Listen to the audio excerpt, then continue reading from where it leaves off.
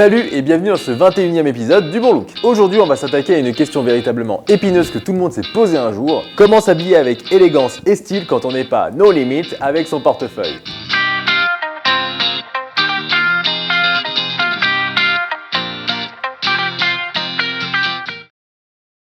Bien s'habiller avec des vêtements bien coupés dans de belles matières, ça a un coût. Dans cette vidéo, je vais donc t'aider à optimiser ton budget fringues. Il ne s'agit ni de trop dépenser, ni de sous-investir bien sûr. Tu sauras également à quoi t'attendre selon ton budget et ce que tu peux exiger d'une pièce ou pas en fonction du prix.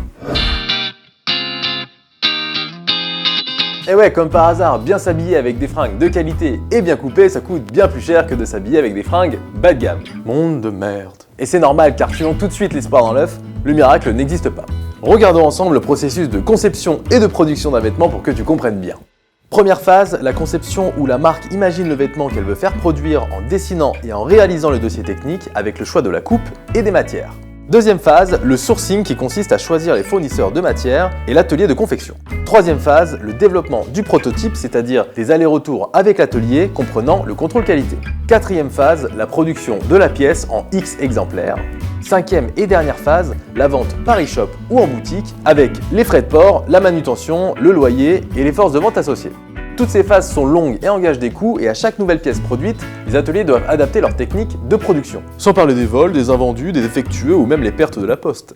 Ah, je ne veux dénoncer personne, hein. Et bien entendu, si la marque utilise de bonnes matières et fait fabriquer ses pièces dans des ateliers de qualité, ça coûte plus cher. Car oui, les bonnes matières et les bons ateliers sont rares. Et même en réduisant les marges, toutes les marques qui produisent de la qualité sont obligées de vendre à un certain prix. Et c'est encore plus vrai sur les petits volumes. C'est logique. Note que la réciproque n'est pas forcément vraie, parfois le produit est cher mais la qualité est médiocre. Dans un prochain épisode, je te ferai un petit topo sur comment reconnaître la qualité d'un vêtement, et ça c'est pour moi. Alors est-ce que cela implique qu'il n'existe aucun levier pour bien s'habiller pour pas trop cher?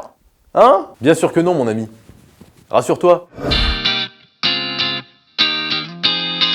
Bien s'habiller pour pas cher, c'est d'abord penser son shopping à long terme. Ce sont des réflexes à avoir toute l'année. Premier réflexe, privilégie la qualité à la quantité. Toujours privilégier le quali au quanti. Sur le long terme, mieux vaut acheter un bon jean brut à 120 € de qualité et robuste plutôt qu'un jean à 60 balles que tu vas jeter au bout d'un an. Oui, parce que logiquement, un bon jean brut à 120 € va te durer plus de 2 ans et améliorera ton style de manière plus efficace. Oui, parce qu'un vêtement de qualité se remarque tout de suite. Bah si. Alors bien sûr, c'est difficile d'anticiper la durée de vie d'un vêtement, mais c'est ce type de logique qu'il faut avoir. Et avec un peu d'exercice et d'expérience, tu arriveras à juger la qualité d'un vêtement. Je t'en parlerai au prochain épisode. Si tu nous suis depuis le début, tu as sûrement dû prendre de très bons réflexes. Ce n'est pas le prix brut d'une pièce qui doit te faire décider, mais bien sa valeur sur le long terme. Pour reprendre l'exemple du jean, c'est un jean de qualité qui te coûte 120 €, te dure 4 ans, tu auras donc payé 30 € par an. Alors que les différents jeans de qualité médiocre t'auront coûté 60 € par an. Oui, la fast fashion coûte plus cher. Et c'est encore plus vrai pour des items comme les souliers qui peuvent te durer 10 ans avec un minimum d'entretien. Réflexe numéro 2, pour tes basiques, tourne-toi vers les marques en distribution directe. Et oui, certaines marques choisissent de vendre directement aux consommateurs sans passer par des multimarques ou par des grands magasins. En général, cela se fait par leur propre e-shop. Ce sont généralement des marques spécialisées sur un produit en particulier, ce qui leur permet d'optimiser leur coût de production et donc de proposer des produits de qualité à bas coût. Par exemple, la marque Ast est monoproduit sur la chemise et propose notamment une chemise en popeline à 54 €. Un rapport qualité-prix très bon, rendu possible par ce modèle économique particulier. Idem avec la marque Le Pantalon qui propose des chinos de qualité autour de 80 €. Pour les accessoires comme les ceintures ou les écharpes, tu peux aller voir du côté d'Atelier Particulier qui ne fait que de l'accessoire. Troisième réflexe, raisonner par besoin avant de raisonner par envie. Un des trucs qui plombe le plus ton budget fringue, c'est quand tu raisonnes uniquement par envie. Alors avant d'envisager l'achat d'un Perfecto ou d'un Teddy de quarterback du Wisconsin, fais le tri dans ton dressing et liste les pièces dont tu as vraiment besoin. Et ne t'en fais pas, tu auras l'occasion de craquer sur une pièce plus mode d'une grande marque de prêt-à-porter que tu ne porteras déjà plus l'année prochaine. Quatrième réflexe, optimise les soldes. Si les envies pour toi sont trop fortes, vérifie bien que la pièce de ton désir sera soldée en demandant soit à un vendeur en magasin ou alors au service client sur l'e-shop. Et sachant que tu es un homme organisé, tu dois déjà savoir ce que tu comptes acheter avant les soldes et surtout de te délecter de tout achat spontané et n'oublie pas d'essayer en amont. Et oui, les soldes ça se prépare, on n'y va pas à l'emporte-pièce. Cinquième et dernier réflexe, faire son shopping en friperie. Les friperies regorgent de pièces de caractère à prix hyper intéressant si tu as la patience de chiner. Et bien sûr, tout le monde aime chiner. Et pour t'aider, voici un dossier complet que tu trouveras sur bungle.fr qui te fera devenir un chineur de l'extrême de la friperie.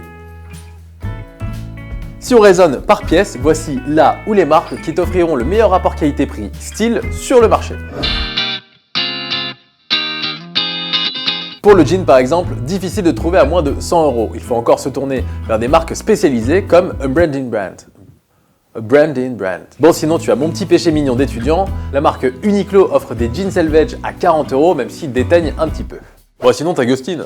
En ce qui concerne la chemise, entre 40 et 80 €, tu pourras en trouver de bien coupées dans de belles matières avec des cols bien dessinés. Chez Ast, tu pourras trouver de la qualité très appréciable autour de 60 €. En ce qui concerne les t-shirts entrée de gamme, chez Bonne Gueule on aime Muji et Monoprix. Il faut simplement qu'ils soient bien coupés dans des matières naturelles. En ce qui concerne la maille de qualité en matière naturelle à moins de 100 €, tu n'auras d'autre choix que de te tourner vers Uniqlo ou Monoprix. A noter qu'il est impossible de trouver un beau pull ou cardigan en laine mérino à moins de 160 €. Pour le costume, impossible de trouver à moins de 300 €. La priorité, c'est de choisir un bon tissu et une belle construction. Si tu veux d'ailleurs revoir l'épisode sur le costume, c'est par ici. En ce qui concerne les chaussures en cuir, impossible d'en trouver à moins de 150 €. Je te conseille donc de les acheter en solde. Si tu recherches le meilleur rapport qualité-prix en entrée de gamme, je te conseille la marque espagnole Mirmin qui te propose un Goodyear aux alentours de 180 €. Et retiens bien qu'en temps normal, un soulier à moins de 150 €. C'est de la merde! Pour les sneakers, à moins de 100 €, la semelle est habituellement collée. Mais tu trouveras autour de 60 € des designs sympas, mention spéciale à la marque Sawa. Pour le chino, tu pourras te tourner vers la marque Le Pantalon avec des chinos autour de 80 €. Sinon, toujours chez Uniqlo, tu pourras trouver des chinos qui font l'affaire autour de 40 à 60 €. Enfin, pour un manteau bien chaud, privilégie du 100% laine ou matière naturelle, mais difficile d'en trouver à moins de 200-250 €. Néanmoins, sous cette barre de prix, tu pourras trouver ton bonheur chez COS, Uniqlo, Monoprix ou même Suit Supply. Mais alors, quid des grandes marques de prêt-à-porter type Zara, H&M ou encore Uniqlo? J'ai envie de te dire que c'est du cas par cas. Tout dépend de la démarche. Certaines marques te proposent des pièces très mode surfant sur les tendances, Du type Zara, H&M. et d'autres te proposent des basiques au bon prix comme Uniqlo. Et souvent pour ces marques plus mode, la qualité laisse à désirer. Je te conseille d'acheter chez eux seulement si tu cherches un style bien marqué. N'hésite pas à partager ton avis ou tes expériences en commentaire pour que l'on s'informe tous ensemble. C'est ça aussi la communauté Bonne Gueule. En conclusion, je dirais qu'il est difficile mais pas impossible de bien s'habiller et de construire des tenues stylées pour peu ou pas cher. Et n'oublie pas que bien s'habiller, c'est être attentif à la coupe, à la taille, mais aussi à la qualité des matières et à la confection. Pour les pièces basiques, oriente-toi vers de la qualité qui va te durer longtemps et te faire économiser de l'argent, notamment grâce aux marques monoproduits. Pour agrémenter ton style de pièces fortes, n'hésite pas à chiner en friperie ou alors dans les vides dressing. Enfin, et j'insiste particulièrement là-dessus, n'achète jamais un vêtement au détriment de ta vie sociale. Si tu hésites trop longtemps sur une pièce qui t'a tapé dans l'œil, c'est qu'elle est trop chère, donc attends les soldes ou rabat-toi vers une autre marque. Fais pas le con, Bobby. Voilà, et n'oublie pas que dans le prochain épisode, je t'apprends à évaluer la qualité d'un vêtement. Un épisode, somme toute, ultra essentiel. En tout cas, si j'étais toi, je m'abonnerais direct. C'est juste là. Non, en fait, là. Non, là. Là. Kéké.